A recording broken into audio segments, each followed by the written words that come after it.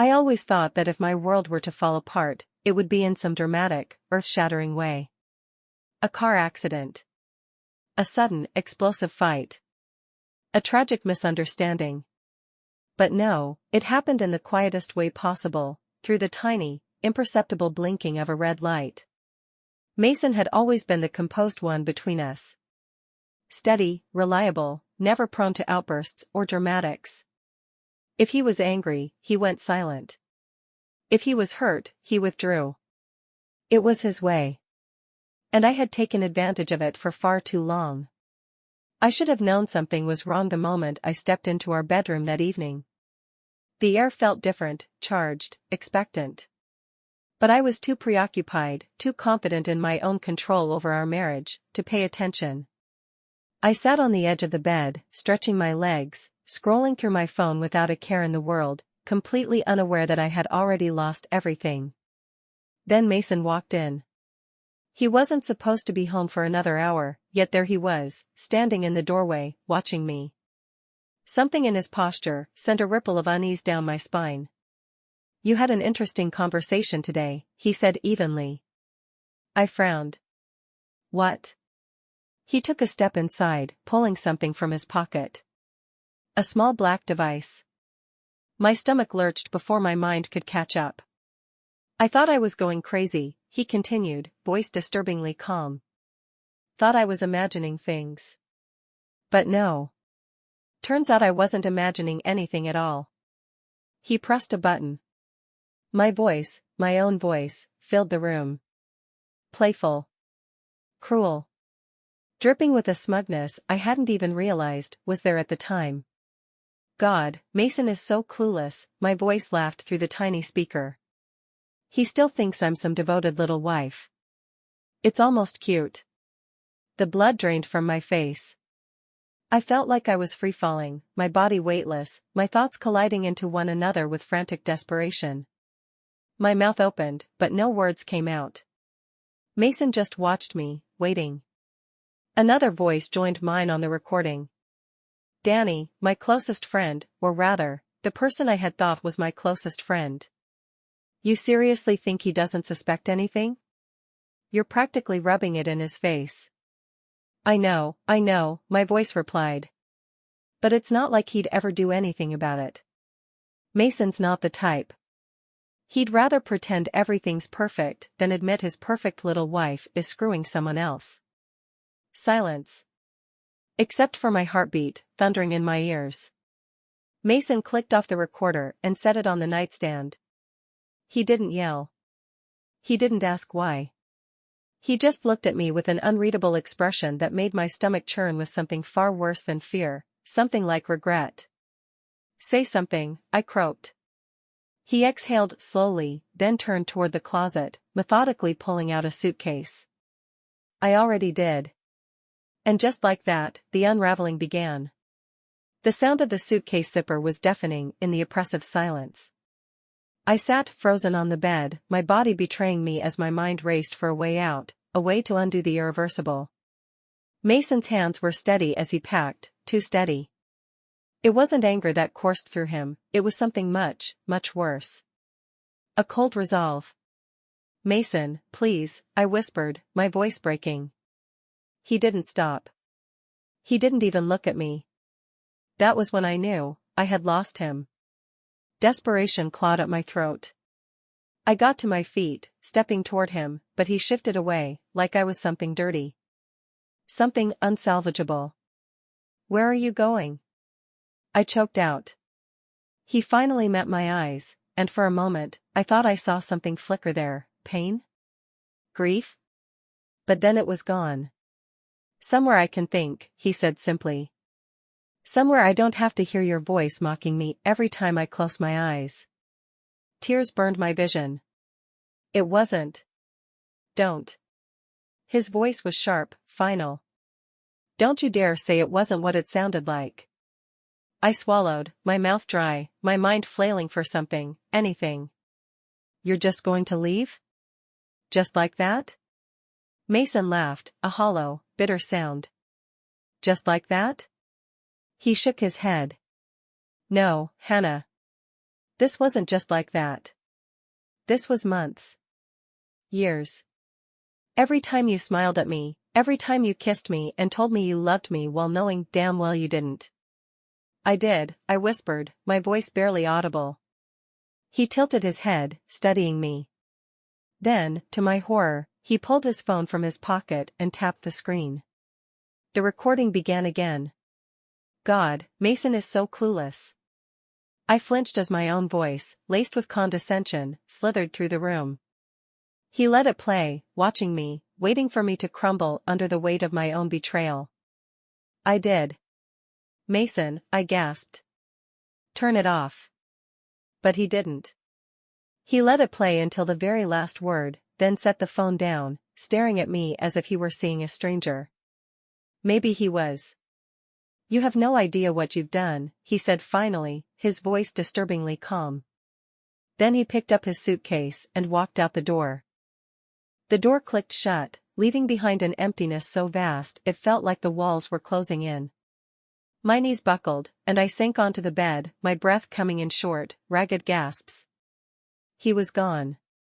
But something about the way he left didn't feel right. The cold finality of it was too controlled, too measured. Mason wasn't the type to storm out without a plan. No, he was always meticulous, always 10 steps ahead. My stomach twisted. Had I really underestimated him that badly? I scrambled for his phone, the one he had left behind. My hands trembled as I unlocked it. He had never changed the passcode. That small oversight, that tiny mistake, told me he was too focused on his own devastation to think about details. But Mason never made mistakes. Ever. My heart pounded as I scrolled through his messages. Most were work-related, a few from friends checking in, but then I saw it. An unsent draft. Subject, to everyone who should know the truth. I clicked it open, and a sickening wave of dread rolled over me. It was a mass email, written with his signature precision. My blood ran cold as I read the words. You think you know Hannah. You don't. But you will. Beneath it was an attachment. My pulse thundered in my ears as I tapped it. The recording. The same damning words that had shattered my world were now seconds away from being sent to everyone we knew, his family, my family, our friends, our colleagues. He had walked out, but not without leaving behind a ticking time bomb set to destroy me completely. My fingers hovered over the screen, panic clawing at my throat. I had seconds to stop it, to undo whatever vengeance he had planned. But before I could move, a new message popped up on the screen. Unknown number, too late, Hannah. It's already begun. A cold sweat broke out across my skin. My hands went numb. I spun toward the window, my breath hitching. In the dark street below, parked beneath a flickering street lamp, was Mason's truck. And he was watching. A shiver ran down my spine as I stared out the window.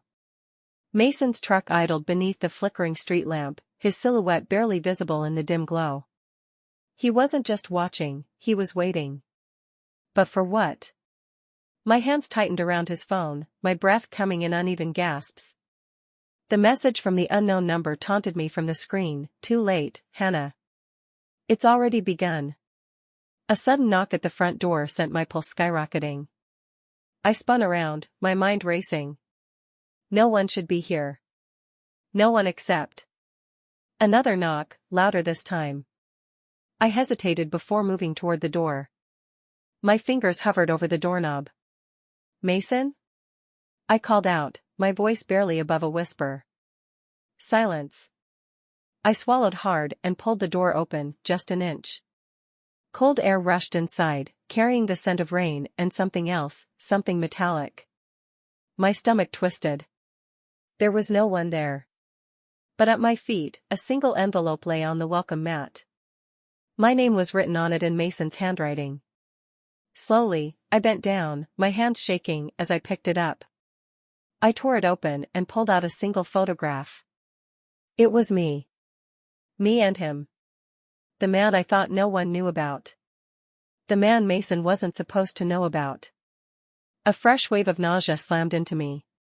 The walls of my house felt like they were closing in, suffocating me with the weight of my own lies. Then my phone vibrated in my hand. Unknown number, check your inbox. Dread pulled in my stomach as I scrambled to open my email. My worst fears were confirmed. There it was, another message from Mason.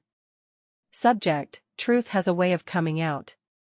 Attached were more photos, more proof. And at the bottom, a single line that made my blood run ice cold. This is only the beginning. I turned back to the window, expecting to see Mason still watching. But the truck was gone. My pulse pounded in my ears as I clutched the phone, Mason's message still burning on the screen.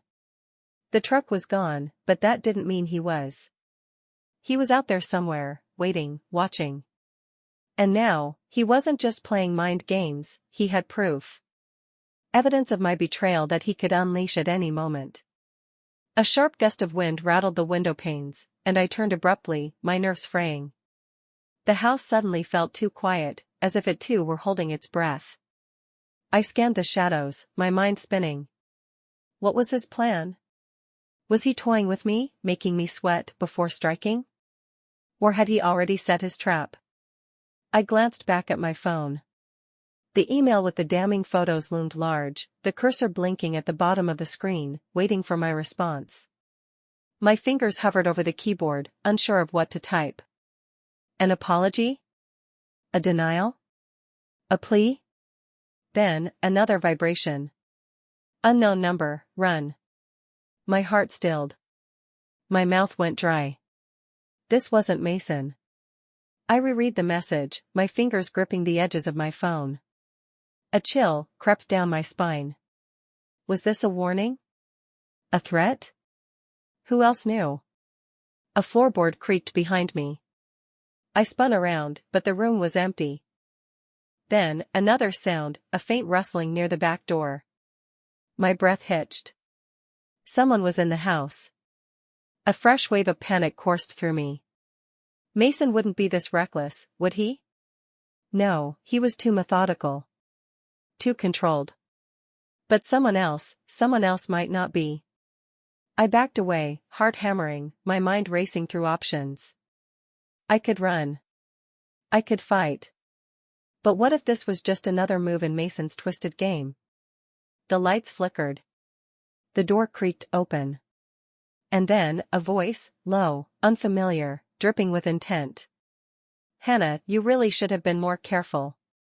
I turned to face the darkness, my entire world tilting as I finally realized the truth. Mason wasn't the only one I had to fear. The voice sent a bolt of ice through my veins. I turned slowly, every muscle in my body tense with fear. A shadowed figure stood just beyond the threshold of the open door, his face hidden by the dim light. Who are you? My voice barely came out as a whisper. He stepped forward, and the light from the flickering hallway bulb finally revealed his face. My stomach dropped. It wasn't Mason. It was Daniel. Daniel. The man I had sworn was nothing more than a passing distraction. The man who had promised me secrecy. The man who now stood in my house with a look I couldn't quite decipher, somewhere between anger and amusement. Surprised? He asked, tilting his head slightly. I took a shaky step back, my mind racing. What are you doing here? He let out a soft chuckle, but there was no humor in it. Oh, Hannah. You really thought Mason was the only one playing this game? My breath caught in my throat. What are you talking about? He pulled his phone from his pocket and, with a slow, deliberate movement, tapped the screen. The sound that filled the room made my blood run cold. It was me. Again. My voice, laughing. Talking about Mason. Talking about Daniel. Talking about everything I thought was hidden in the dark. You recorded me? I whispered, my heart hammering against my ribs. He smiled, a slow, knowing smile. Of course I did. Just in case. The weight of it all came crashing down on me. Mason's recordings were bad enough, but Daniel? He had his own version of the truth. And suddenly, I realized the real danger wasn't just Mason's revenge, it was Daniel's agenda. What do you want? I forced the words out, knowing I wouldn't like the answer. Daniel took a step closer, his presence suffocating. You have a choice, Hannah. Either you help me with what comes next, or you watch as everything crumbles around you. A new kind of fear gripped me. Mason wasn't the only one pulling the strings. And I had no idea how deep this game went. My pulse pounded in my ears as Daniel's words sank in. Help him? What did he mean? I had been playing with fire for months, and now it was finally consuming me. I don't understand, I said, trying to keep my voice steady. What exactly do you want? Daniel smirked, the flickering light casting long shadows across his face. Oh, Hannah. You already know. He stepped closer, and I instinctively backed away until I felt the cold edge of the kitchen counter pressing into my spine. He reached into his pocket, and for a split second, my breath caught. But what he pulled out wasn't a weapon, it was another phone. He pressed play, and Mason's voice crackled through the speaker. I don't care anymore. She's his problem now. My stomach dropped. Mason had walked away. Given up. I had expected anger, vengeance, a storm I would have to weather, but not this. This was worse. Daniel tilted his head, studying me. See? He doesn't want you anymore. But me? I think you're still useful. A chill ran down my spine. Useful for what? He took another step, lowering his voice. Mason may be done with you, but that doesn't mean I am. You're going to help me ruin him. I swallowed hard. And if I refuse? Daniel chuckled darkly. Then everything, the recordings, the messages, the evidence, goes public. You lose everything, Hannah. Your family, your reputation, any chance of salvaging your life. And Mason? He walks away clean while you burn. I clenched my fists, my mind racing. I had done terrible things, but this? This was a different kind of betrayal. One that would cement me as the villain of my own story. I exhaled shakily. You're giving me a choice, but we both know there isn't one. Daniel grinned. Smart girl. I looked past him, out the window where the street lamp flickered. Somewhere out there, Mason had moved on. I had spent so long manipulating him, mocking him, thinking I was in control. But in the end, I was the one who had been played. I turned back to Daniel, my decision made. Fine, I said. Tell me what you need me to do. And just like that, I stepped into the fire.